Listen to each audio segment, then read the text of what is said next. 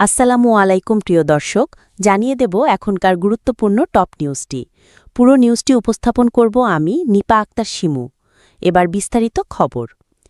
ঢাকা বিশ্ববিদ্যালয় কেন্দ্রীয় ছাত্র সংসদ ডাকসুর নির্বাচনের চূড়ান্ত ফলাফল আজ বুধবার সকালে ঘোষণা করা হয়েছে।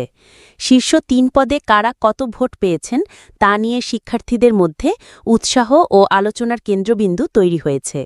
সহসভাপতি বা ভিপি পদে ঐক্যবদ্ধ শিক্ষার্থী জোটের প্রার্থী আবু সাদিক কায়েম সর্বাধিক ভোট পেয়ে এগিয়ে রয়েছেন। তিনি পেয়েছেন ১৪,০৪২ ভোট। ছাত্রদল সমর্থিত প্যানেলের প্রার্থী আবিদুল ইসলাম খান পেয়েছেন ৫,৭০৮ ভোট। স্বতন্ত্র প্রার্থী শামীম হোসেন পেয়েছেন ৩,৮৮৩ ভোট।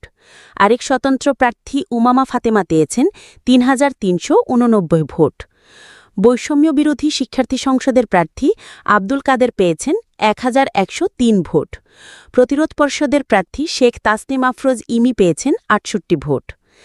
সাধারণ সম্পাদক বা জিএস পদে ঐক্যবদ্ধ শিক্ষার্থী জোটের প্রার্থী এস.এম. ফরহাদ এগিয়ে থেকে পেয়েছেন ১০,৭৯৪ ভোট।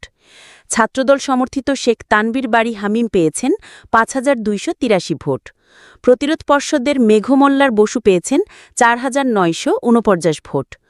স্বতন্ত্র প্রার্থী আরাফাত চৌধুরী পেয়েছেন ৪,০৪৪ ভোট।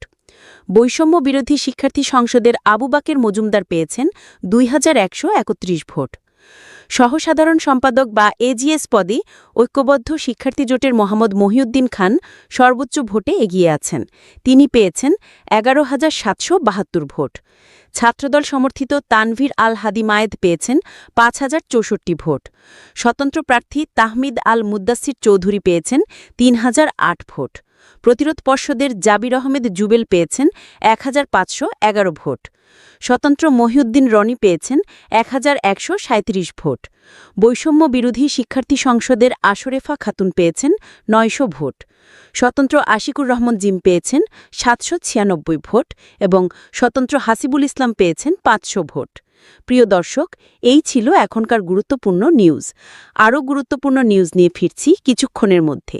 নিউজগুলো সবার আগে দেখার জন্য এই চ্যানেলটি সাবস্ক্রাইব করতে ভুলবেন না। ধন্যবাদ।